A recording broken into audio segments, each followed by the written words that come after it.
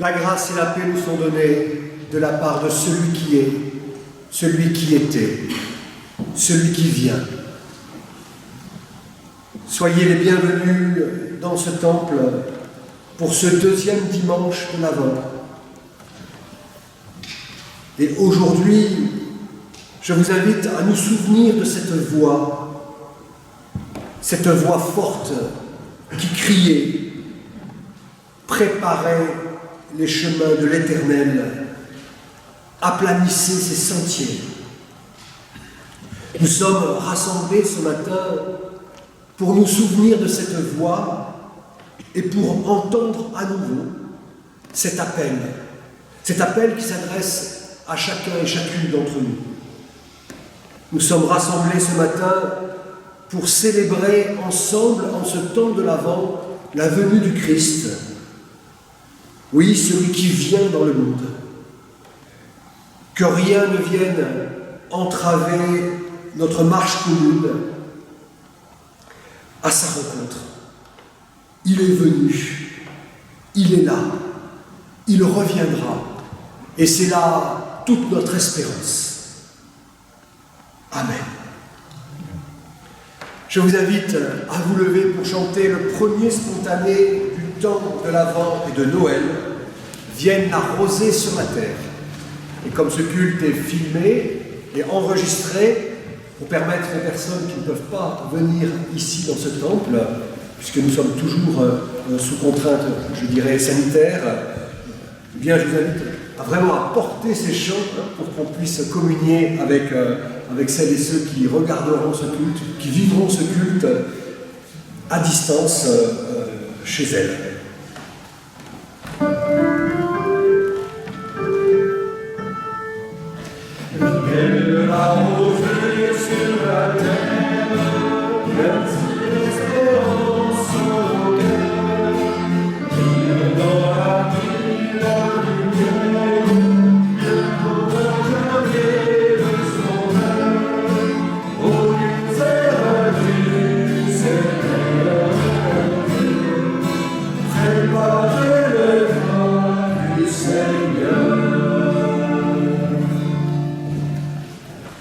Nous restons debout et j'invite Michel à s'approcher, qui va nous conduire dans la louange. Ou alors c'est Catherine, excusez-moi.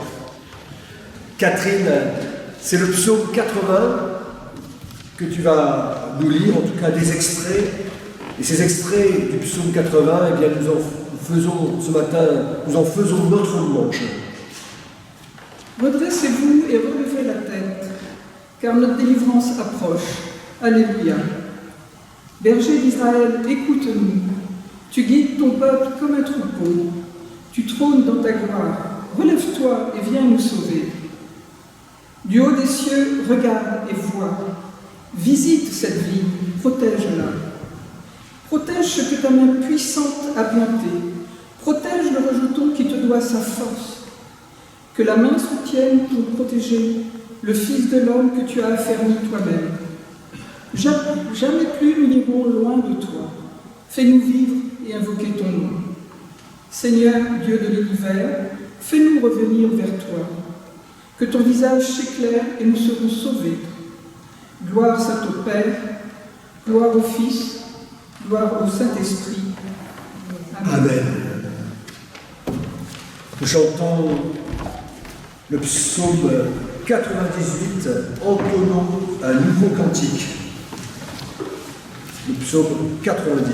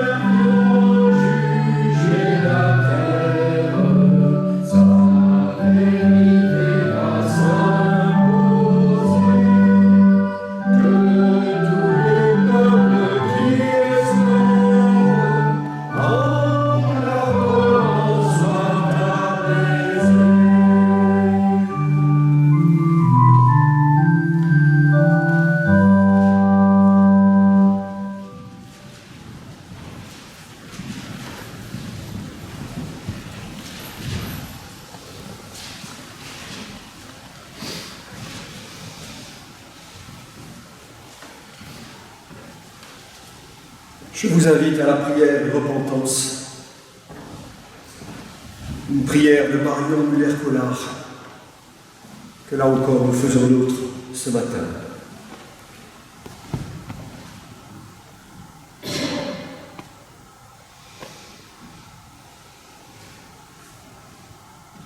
Seigneur, préserve-nous d'être des vivants morts, pétrifiés par nos angoisses, engourdis dans nos habitudes, empêchés d'être nous-mêmes, morts encore de déserter par paresse ou par vertige l'éternité de ton mouvement et de préférer nous fossiliser dans nos religiosités.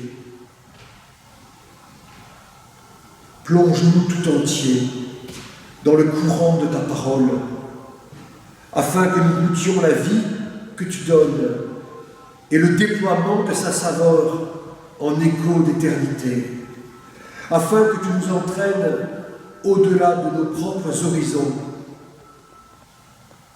Toi qui connais intimement les chemins du royaume, que ton souffle de vie ravive les braises de notre foi, et que ces braises éclairent nos vies d'une confiance renouvelée. Oui, Seigneur, voici ce que nous te demandons ce matin. Prends pitié de nous. Relève-nous. Amen.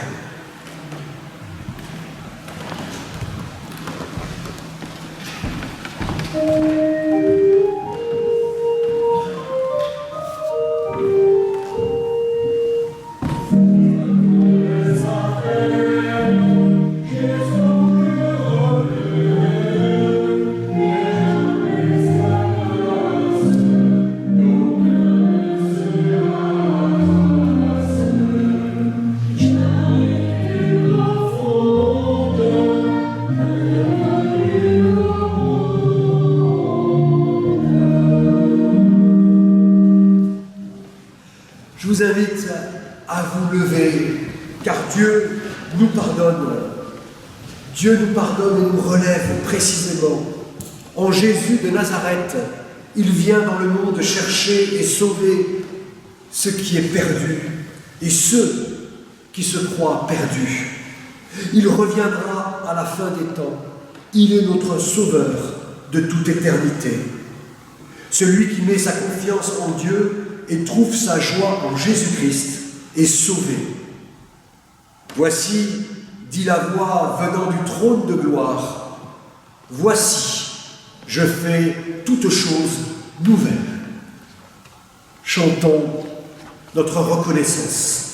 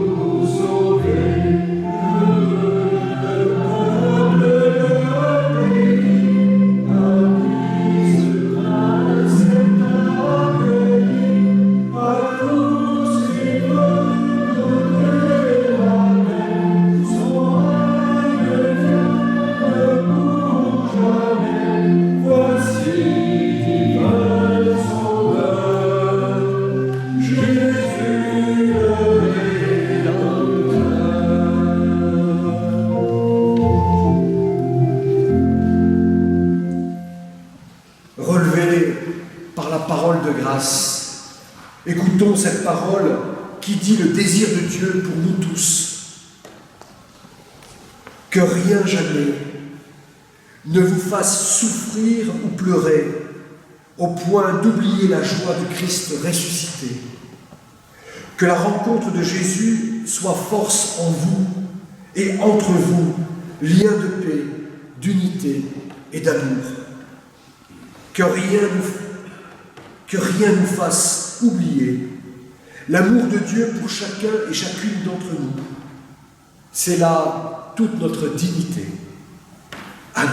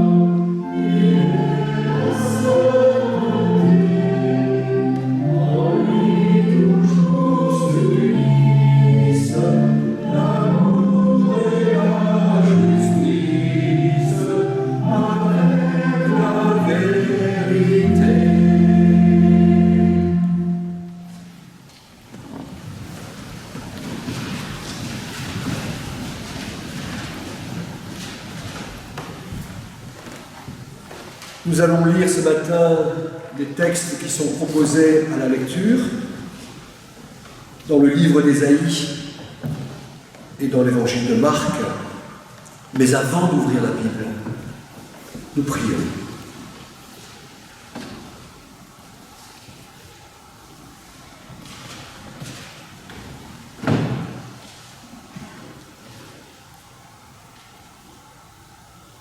Ô notre Dieu, accorde-nous la grâce de vivre chaque jour l'aujourd'hui de ta présence. Oui, que rien ne vienne entraver notre marche à ta rencontre, mais par la parole que nous allons entendre, éveille en nous l'intelligence du cœur qui nous permet justement de t'accueillir. Toi qui vis et qui règnes avec le Père et le Saint-Esprit, un seul Dieu pour les siècles des siècles. Amen.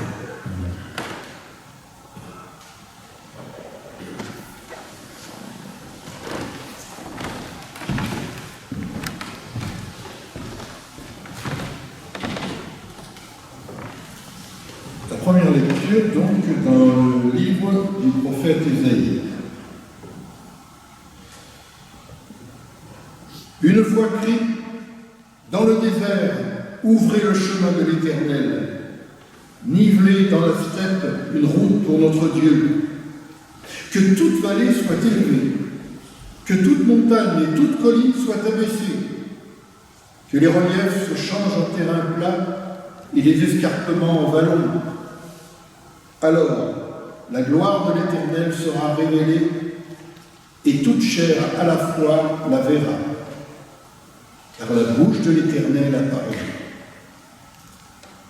Une voix crie, et une voix dit, crie, et l'on répond, que crierai-je? Toute chair est de l'herbe, et tout son éclat comme la fleur des champs. L'herbe sèche, la fleur se fane, quand le vent de l'Éternel souffle dessus. Certes, le peuple est de l'herbe sèche, la fleur se fane, mais la parole de notre Dieu subsistera éternellement. Monte sur une haute montagne, Sion, messagère de bonheur. Élève avec force ta voix, Jérusalem, messagère de bonheur. Élève ta voix, sois sans crainte. Dis aux villes de Juda, voici votre Dieu. Voici mon Seigneur, l'Éternel. Il vient avec puissance, et son bras lui assure la domination. Voici qu'il a son salaire, et que ses rétributions le précèdent. Comme un berger, il fera paître son troupeau. De son bras, il rassemblera des agneaux et les portera dans son sein. Il conduira les brebis qui allaitent.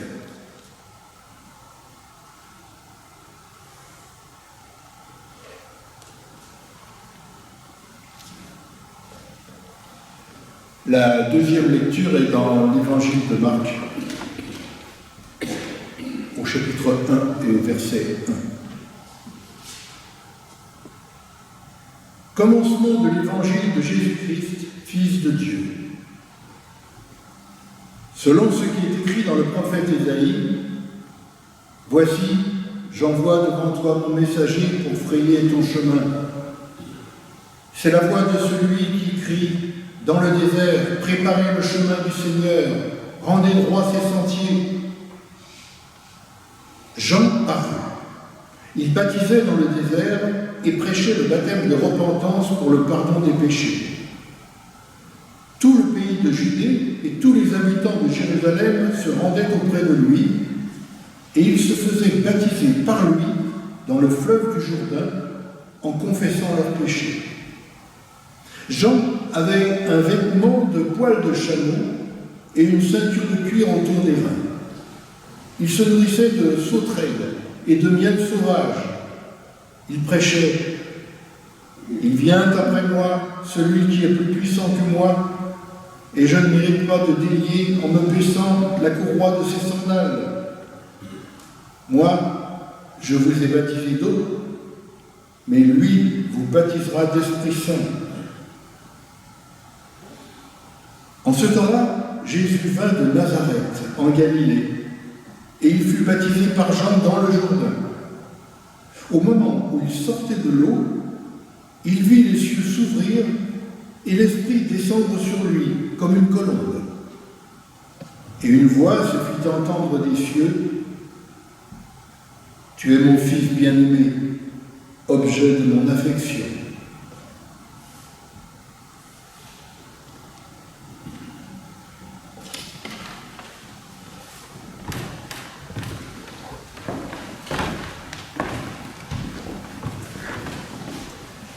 Je vous invite à vous lever, nous allons chanter un cantique de l'Avent, le cantique 305, la deuxième, troisième et quatrième strophe. Le cantique 305.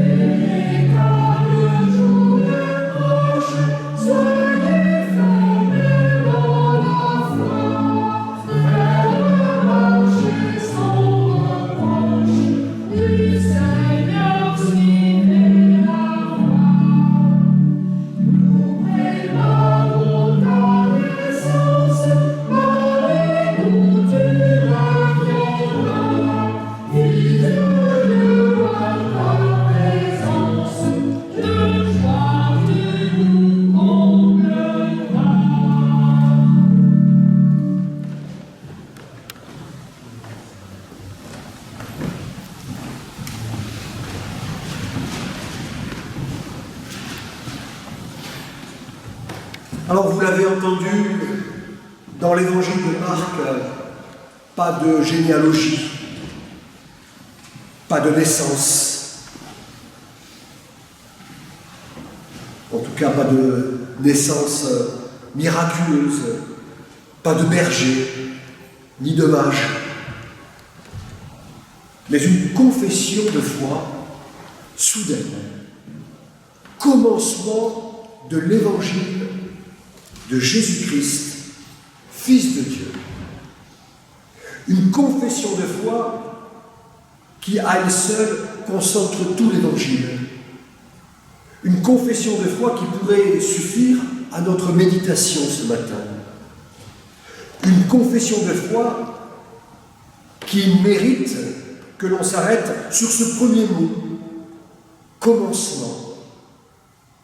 Marc, qui invente, vous le savez, le genre littéraire de l'Évangile, ouvre son récit par ce mot de commencement.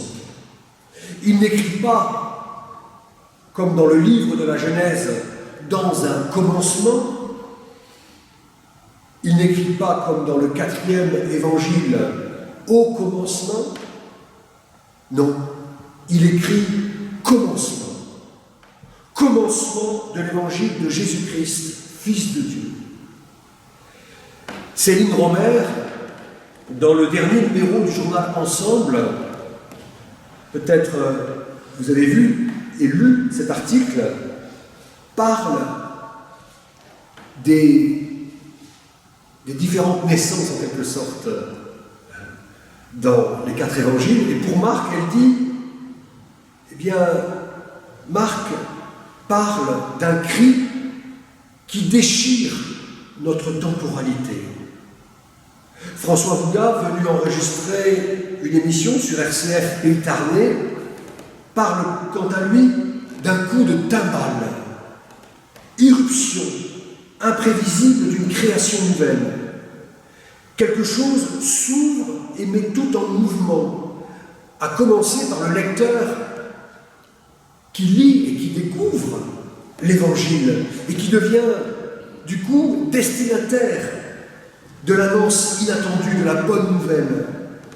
Oui, l'Évangile surgit comme une nouvelle création, rendant possible une transformation de l'imagination, de nos représentations, de nos perceptions, rendant possible une nouvelle façon de penser le monde et d'habiter le temps. Marc nous parle d'un événement qui nous arrache aux temporalités monocordes, fermées, sans devenir. Un événement qui nous engage dans une histoire nouvelle. Non pas un événement auquel on assiste passivement derrière des écrans, ce qui, entre nous, traduit la grande tristesse de notre époque. Mais bien, au contraire, un événement qui nous appelle à nous lever et partir à la recherche de celui qui est nommé ici, précisément en tant qu'événement, Jésus-Christ. Événement de Jésus-Christ. Pour toi, lecteur, nous dit Marc, s'ouvre un chemin, maintenant. Commencement de l'évangile de Jésus-Christ, Fils de Dieu. Au moment où tu ouvres ce livre, tu es le destinataire d'une promesse. Tu es appelé à te mettre en route. Et déjà sur ce chemin qui s'ouvre, tu es rejoint par un poète qui vient de loin. Il s'appelle Ésaïe. Et il te dit, voici, j'envoie mon messager devant ta face qui construira ton chemin. Voix criant dans le désert, préparez le chemin du Seigneur, rendez droit et direct ses sentiers. La question de savoir qui est le je et qui est le tu dans ce poème reste ouverte. Et rien ne nous interdit de penser que ce chemin qui s'ouvre, c'est aussi le nôtre. Que commence en toi l'évangile de Jésus-Christ. Voilà le premier cri que Marc fait entendre à son auditoire, écrit Céline Romer dans l'article que je vous ai indiqué. Le mot évangile, Marc ne l'invente pas. Il le reprend précisément du poème d'Ésaïe. Mais que nous faut-il entendre par ce mot que Marc, en quelque sorte, réveille dans toute sa fraîcheur? Que sur ce chemin qui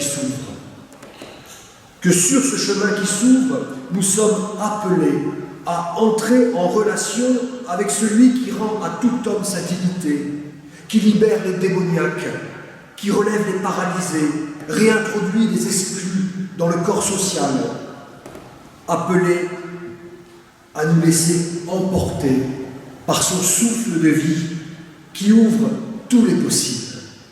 Oui, tous les possibles.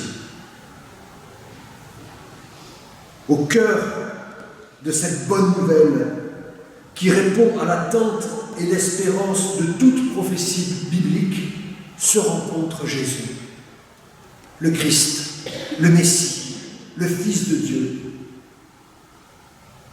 Oui, voici la bonne nouvelle.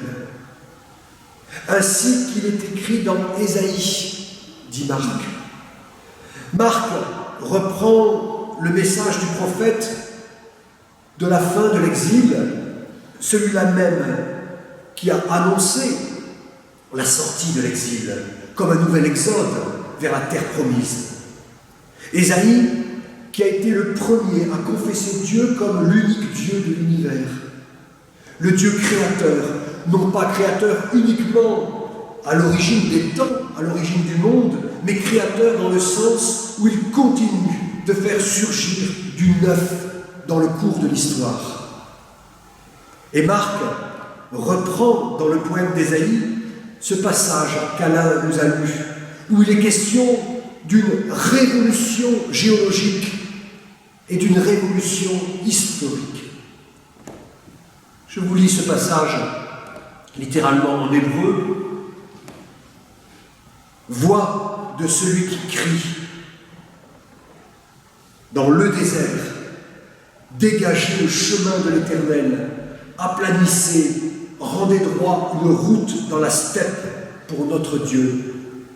Toute vallée sera élevée, et toute montagne, toute colline seront abaissées, et ce qui est inégal deviendra une plaine, et les crêtes escarpées des vallons. Alors, la gloire de l'Éternel sera révélée, et toute chair verra au même instant que la bouche de l'Éternel a parlé.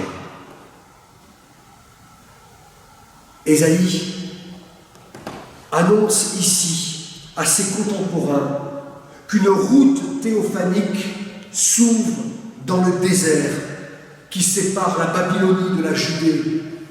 Événement du retour de l'exil. C'est maintenant. Voilà ce que dit Ésaïe dans ce passage. C'est maintenant.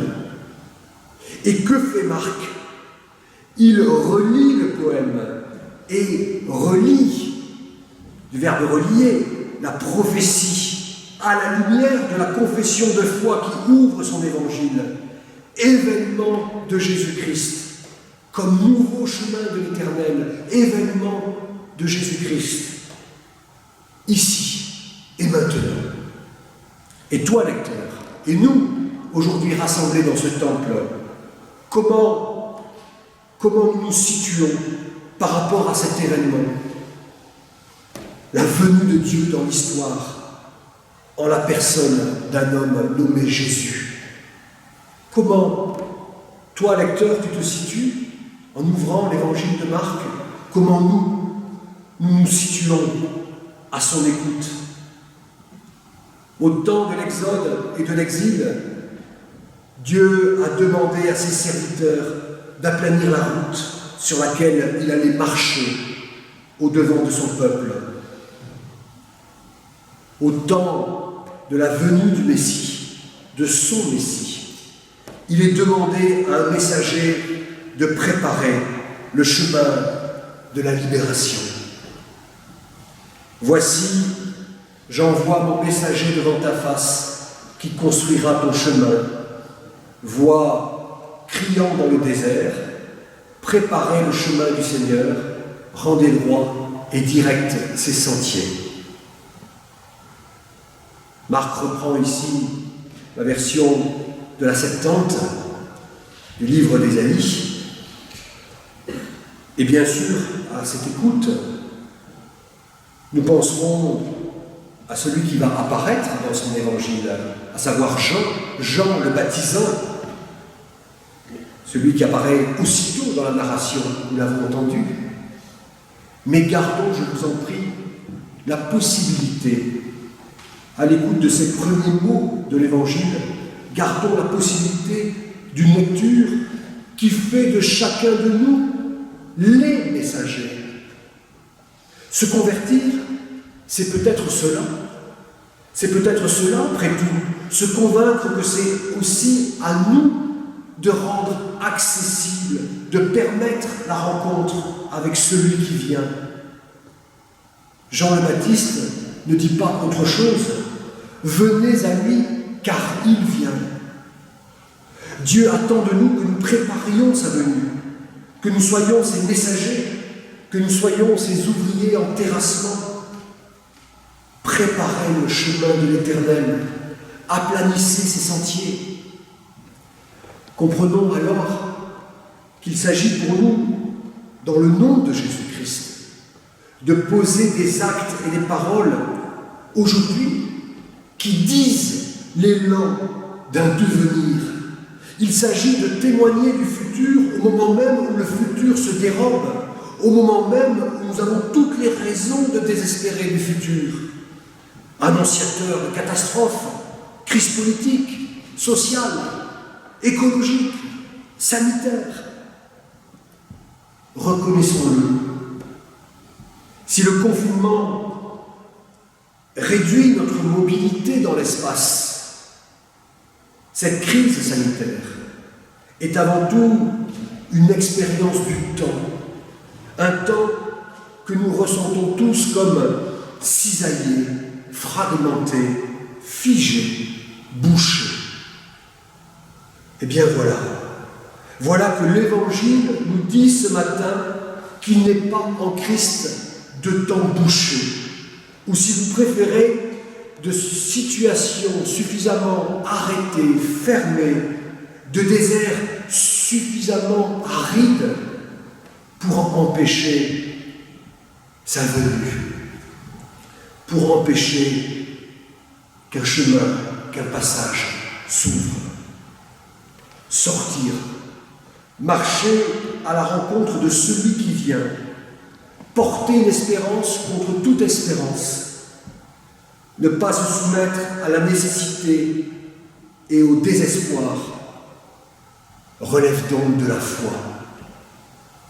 La foi qui n'est pas une croyance, mais une passion pour l'infini des possibles.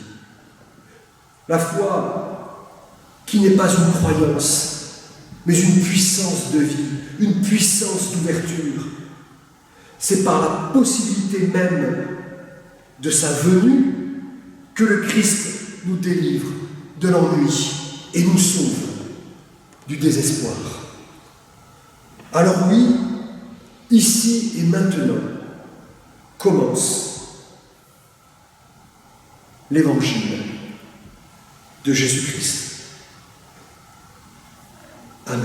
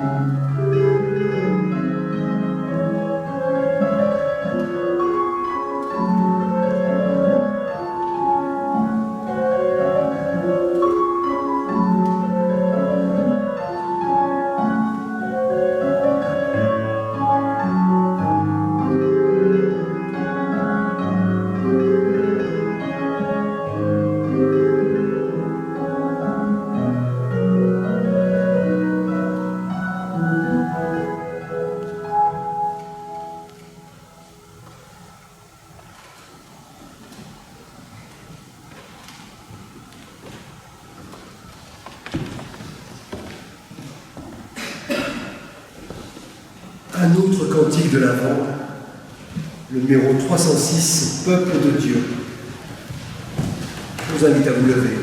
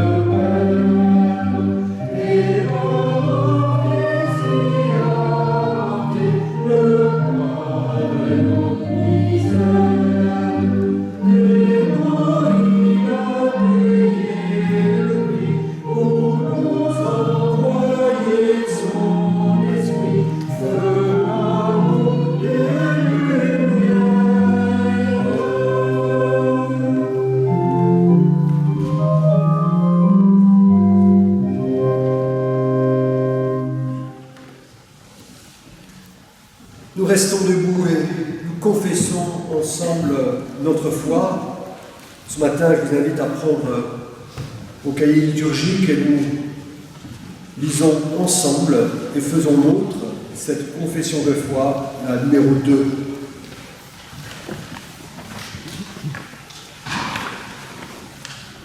Nous croyons en Dieu le Père, qui nous a créés, nous et toutes les créatures, pour nous faire vivre ensemble à sa gloire.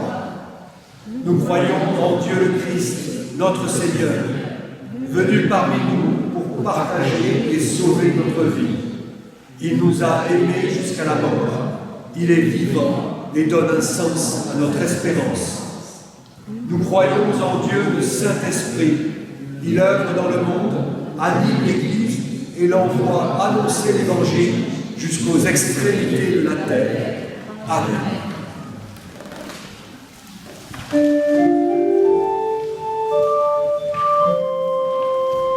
Le monde ancien s'en est allé, un nouveau monde est déjà né.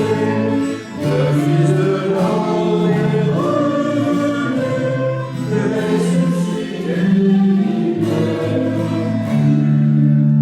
Le monde ancien s'en est allé, un nouveau monde est déjà né. Il s'est levé le jour de Dieu, qui fera naître les cieux.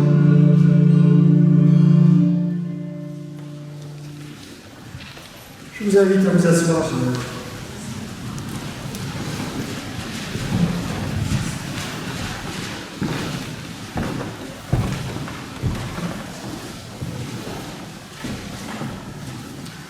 Bonjour à tous et à toutes et à tous. Merci à Jean-Pierre de guider dans ce culte. Merci à Alain d'enregistrer, de faire des essais pour pouvoir envoyer notre rassemblement et que les personnes qui n'ont pas pu venir, compte tenu du nombre limité de places, puissent quand même être avec nous dans ce moment. Donc nous faisons pour le moment ces des essais, c'est pas encore tout à fait au point, mais je pense que ça devrait donner quelque chose. Donc les annonces pour la semaine à venir.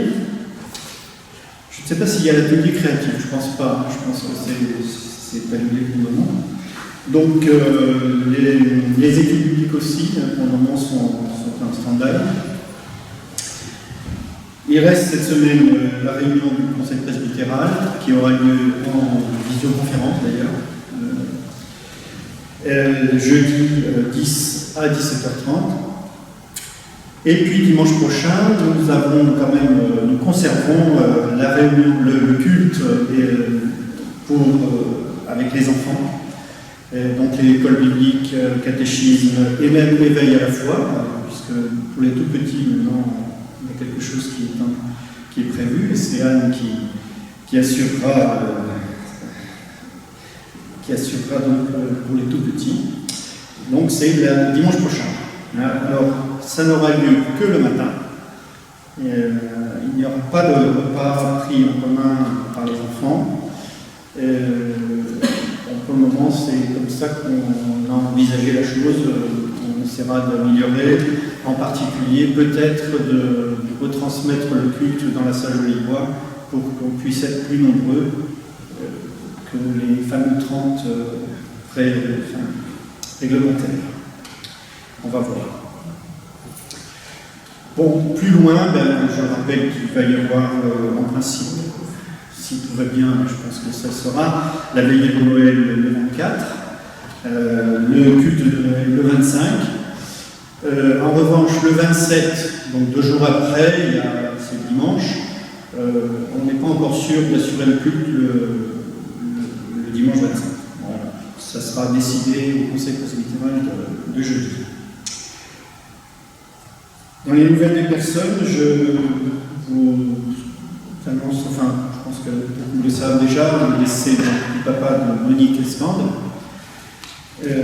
Et une cérémonie aura lieu au crématorium mardi 8 à 14h30. En principe, le nombre de places est limité, donc je pense qu'on ne va pas tous être présents là-bas pour entourer Monique.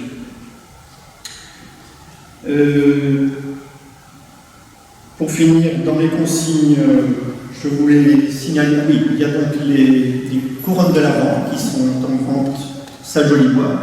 Donc en sortant, si vous avez un petit moment, passez salle Jolibois pour éventuellement acheter une couronne.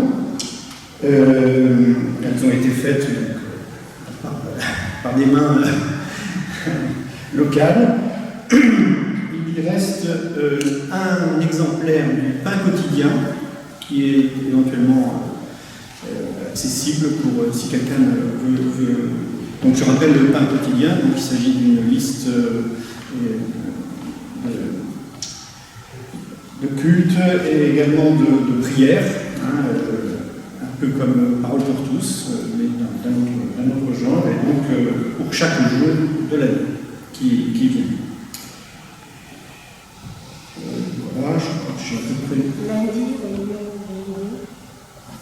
Oui, lundi, il y a réunion aidée, oui, effectivement, donc conseil d'administration aider, c'est notre diaconat, c'est lundi à 14h30.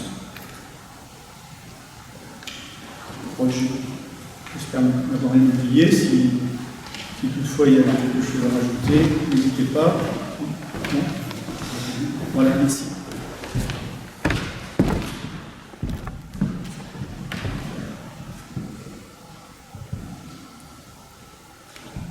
S'ouvre maintenant le temps de l'offrande. Et notre offrande, eh bien, c'est un acte là aussi de foi et de reconnaissance. L'offrande recueillie lors du culte n'est pas la cotisation à une association, mais, je pense, une confession de foi. Nous pensons à tout ce que nous avons partagé durant ce culte. Notre offrande est une confession de foi qui signifie que tout ce que j'ai et tout ce que je suis vient du Seigneur.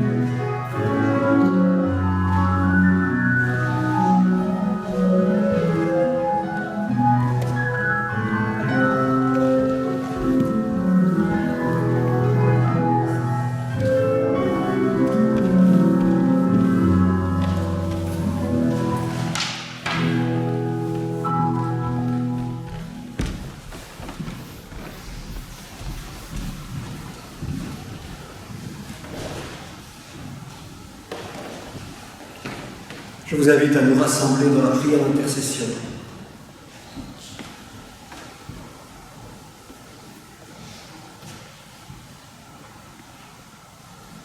Père, nous te rendons grâce pour ta parole, pour ton appel, pour Jésus-Christ.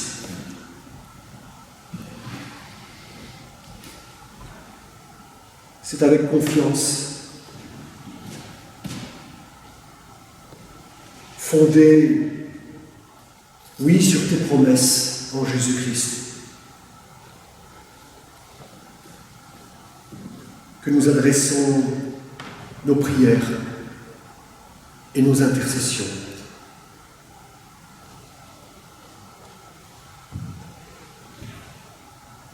Nous te prions pour ce monde. Nous te prions pour celles et ceux qui, dans ce monde, luttent pour faire respecter la dignité de tout être humain.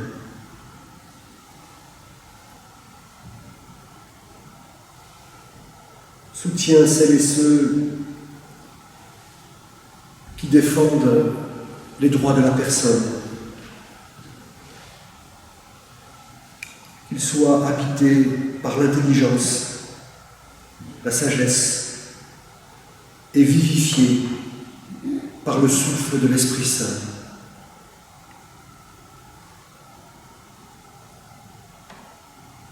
Soutiens toutes celles et ceux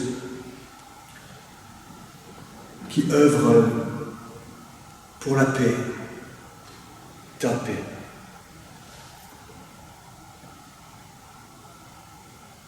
Nous te prions ce matin pour toutes les personnes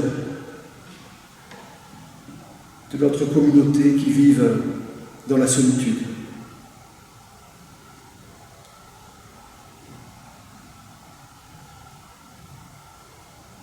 Solitude qui s'épaissit en ces temps de confinement, de distanciation sociale. Nous te prions pour les détenus de la maison d'arrêt d'Albi, qui sont en quelque sorte doublement confinés, si pas triplement. Pour Raphaël, pour Ginny, pour Barthélemy, pour René Pierre, pour Henri.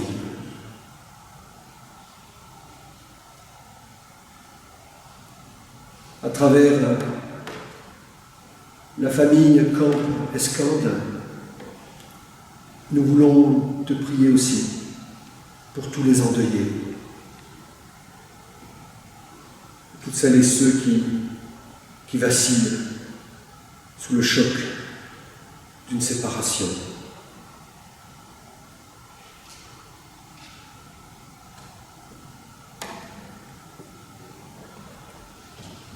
Seigneur, toi qui es venu en Jésus-Christ nous délivrer du désespoir, enracine-nous tous dans l'espérance